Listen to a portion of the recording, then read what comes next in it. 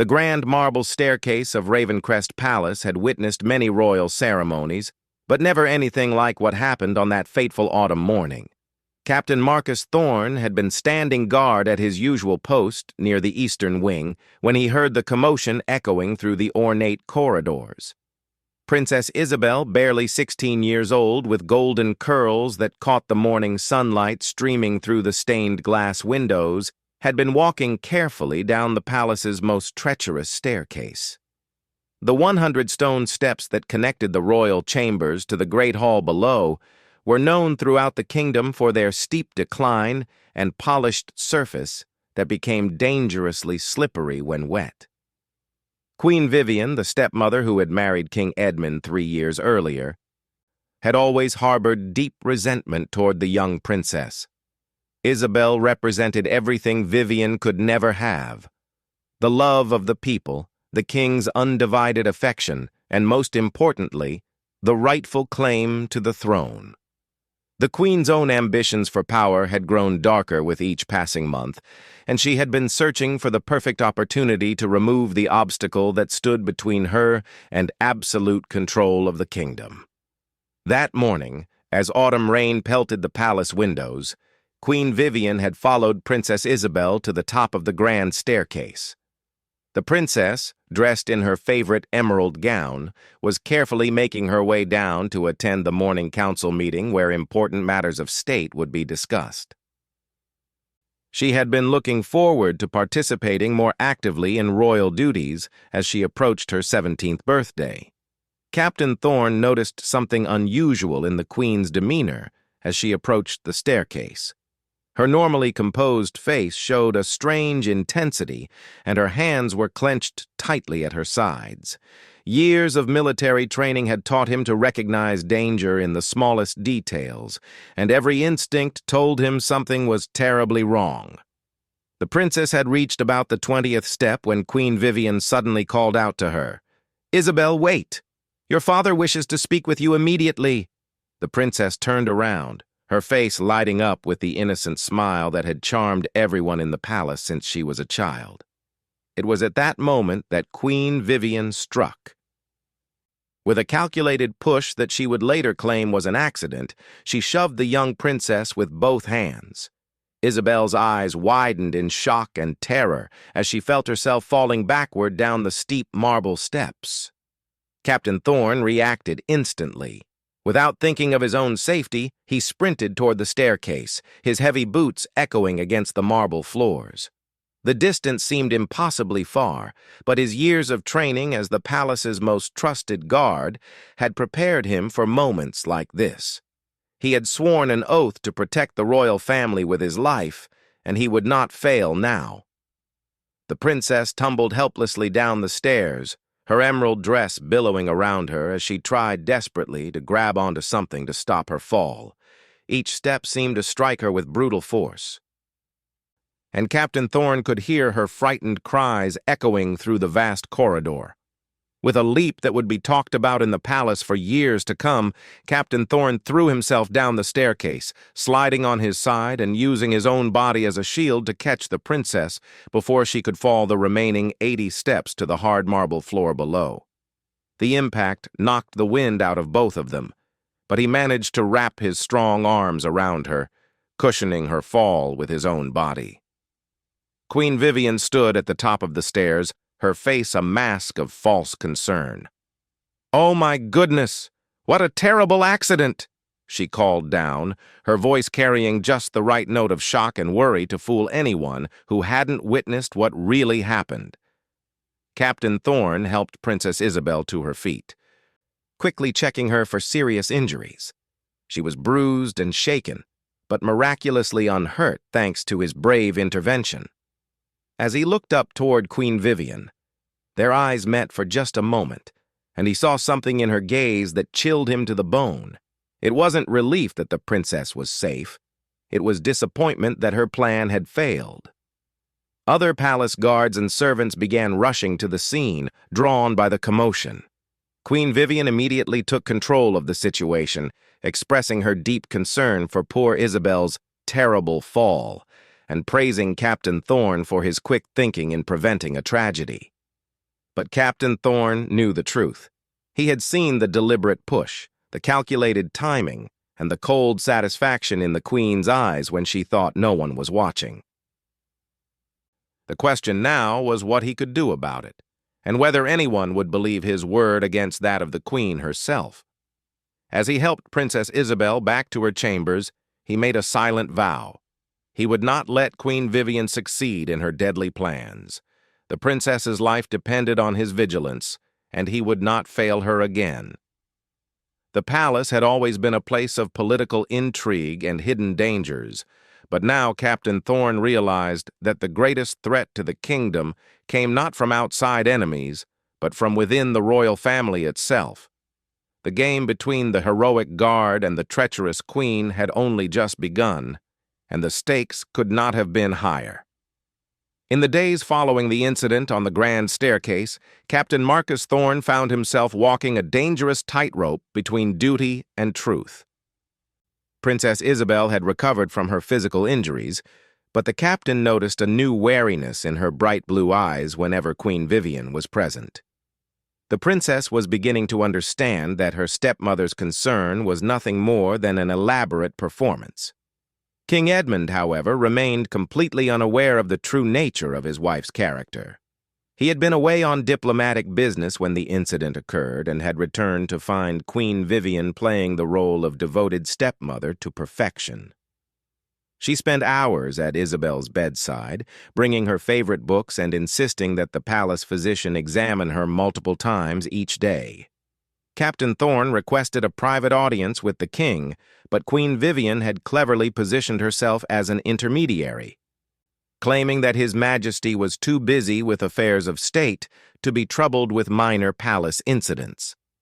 She assured Captain Thorne that she had personally briefed the king on everything that had happened, painting herself as the hero who had immediately summoned help after witnessing the princess's unfortunate accident. The captain knew he needed evidence of Queen Vivian's true intentions, but gathering proof against someone of her position and cunning would require careful planning. He began to observe her more closely, noting her movements throughout the palace and the people with whom she chose to surround herself. What he discovered disturbed him greatly. Queen Vivian had been quietly building a network of supporters among certain members of the royal court, particularly those who felt overlooked or undervalued by King Edmund's administration. She had been making promises of advancement and increased influence to anyone willing to support her claim that Princess Isabel was too young and inexperienced to ever rule effectively. Lord Chancellor Blackwood, a man whose loyalty had always been questionable, had become one of Queen Vivian's most trusted advisors. Captain Thorne noticed them having hushed conversations in shadowy alcoves, always stopping abruptly when anyone else approached. The captain began to suspect that the incident on the staircase was not an isolated attempt, but part of a larger conspiracy to eliminate Princess Isabel and clear the Queen's path to permanent power. Princess Isabel, meanwhile, had begun to confide in Captain Thorne about her growing fears. During one of their conversations in the palace gardens, she revealed that this had not been the first time she had felt threatened by her stepmother. There had been other incidents. A chandelier that had mysteriously fallen just moments after she had passed beneath it, food that had made her violently ill despite being prepared by trusted kitchen staff, and several occasions when she had been invited to dangerous activities that could easily result in accidents. The princess had initially attributed these events to bad luck or coincidence, but the deliberate push down the staircase had opened her eyes to a terrifying reality. She was living in constant danger from the very person who was supposed to protect and care for her. Captain Thorne realized that he could not protect the princess alone. He needed allies within the palace who could help expose Queen Vivian's true nature before she succeeded in another attempt. He carefully approached Lady Catherine, Princess Isabel's longtime companion and tutor, who had served the royal family since before Isabel was born. Lady Catherine had also noticed troubling changes in the palace atmosphere since Queen Vivian's arrival. She revealed to Captain Thorne that several loyal servants had been dismissed on mysterious grounds, replaced by new staff members who seemed more loyal to the Queen than to the royal family as a whole. The lady-in-waiting had been keeping detailed records of these changes, sensing that something was fundamentally wrong but unsure of how to proceed. Together, they began to piece together a pattern of manipulation and control that painted Queen Vivian as far more dangerous than anyone had imagined. She had been systematically removing anyone who might interfere with her plans while positioning her own supporters in key positions throughout the palace hierarchy. The situation became even more urgent when Captain Thorne intercepted a coded message between Queen Vivian and an unknown contact outside the palace. The message spoke of removing the final obstacle and ensuring the succession proceeds as planned. Though the language was deliberately vague, the implication was clear. Princess Isabel's life was still in immediate danger. That evening, as Captain Thorne stood guard outside the princess's chambers, he made a difficult decision. He could no longer wait for perfect evidence or hope that King Edmund would return in time to prevent disaster. The Queen was moving forward with her plans, and the next attempt on Princess Isabel's life might succeed. He quietly woke Princess Isabel and Lady Catherine, explaining the immediate danger and the need for them to leave the palace before dawn. They would seek refuge with Lord Commander William, Captain Thorne's former mentor, who commanded the royal garrison in the northern province.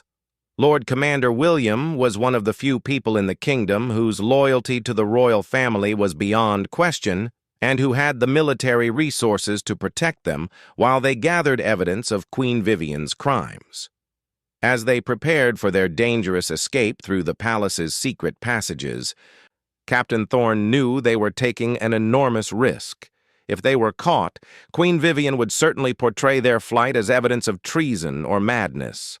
But staying meant certain death for Princess Isabel, and the captain would rather face accusations of kidnapping than live with the knowledge that he had failed to protect her when it mattered most.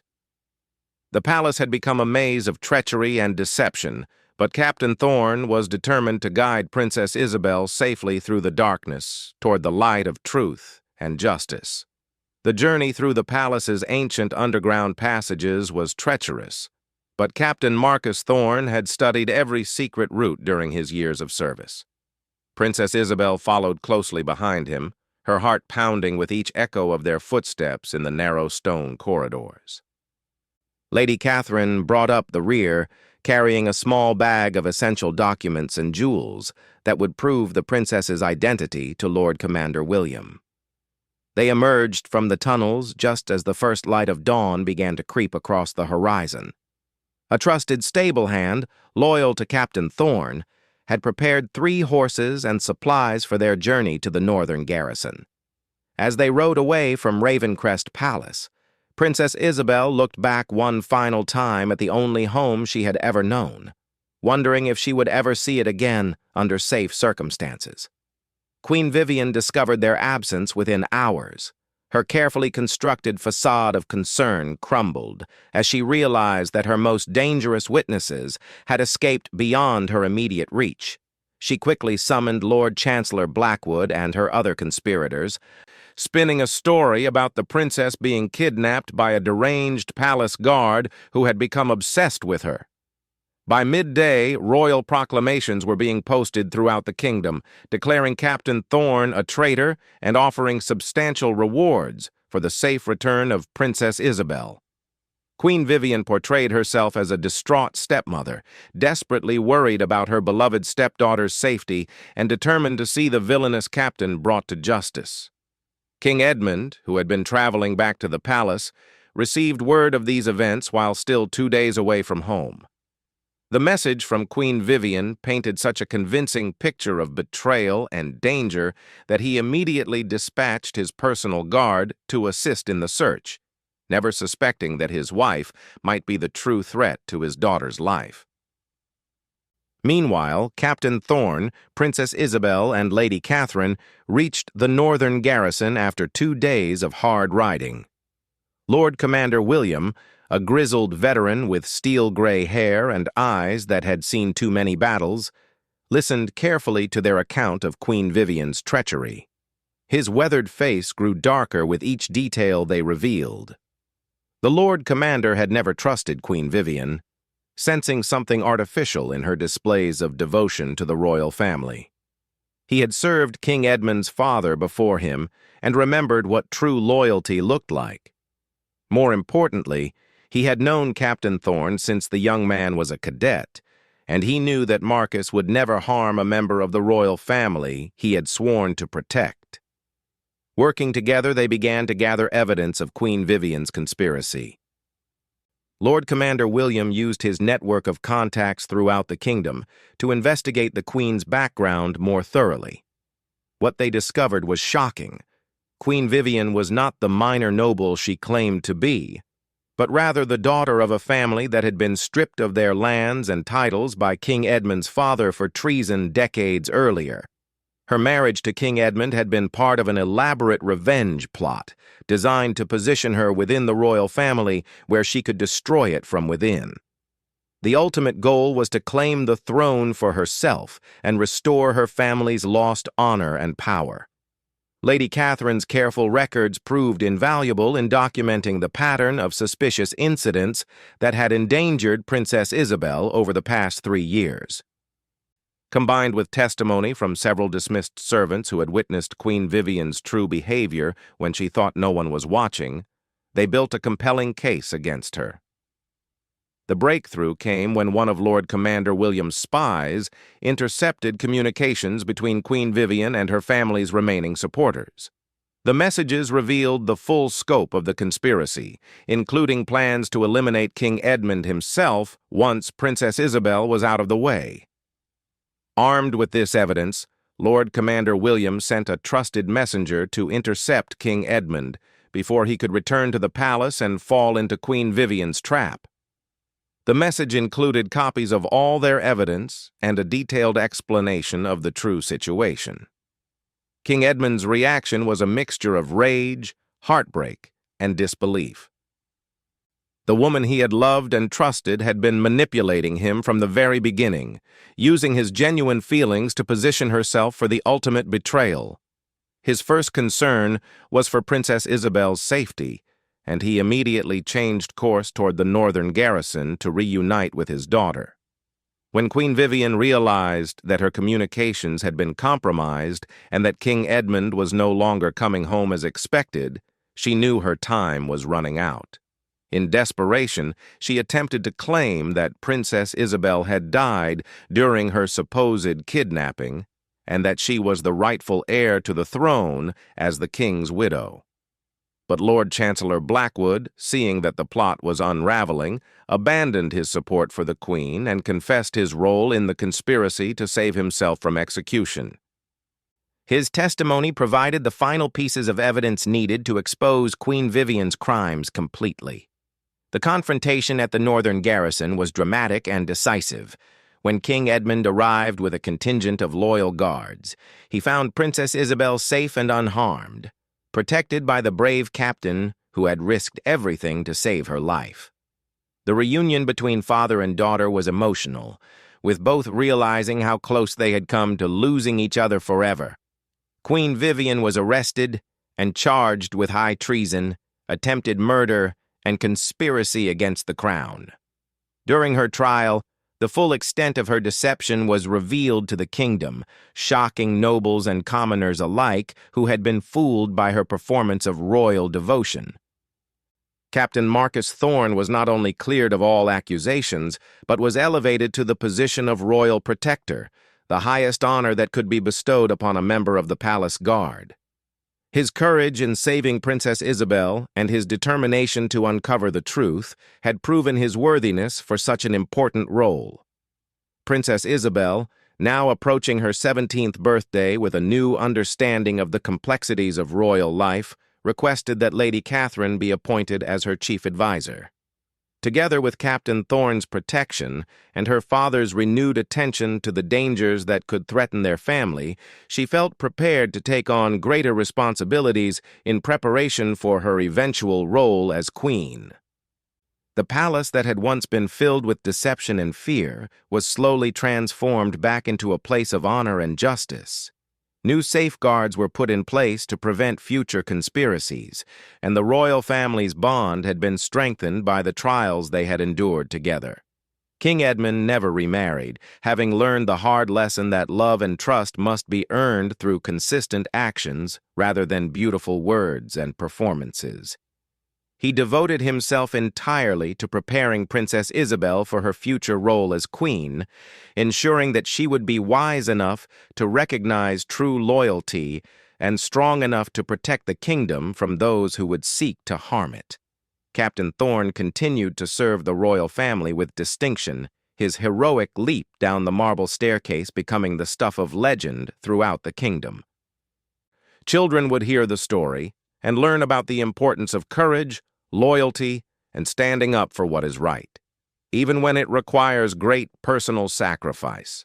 The grand marble staircase of Ravencrest Palace, once the scene of treachery and near tragedy, became a symbol of hope and redemption. Princess Isabel would often pause there during her daily walks, remembering how close she had come to losing everything and how the bravery of one good man had changed the course of her destiny forever. In the years that followed, Princess Isabel would become known as one of the wisest and most just rulers in the kingdom's history. Her early experiences with betrayal and loyalty shaping her into a leader who could recognize the true character of those around her. And Captain Thorne remained by her side throughout her reign, a constant reminder that honor and courage could triumph over even the most cunning deception.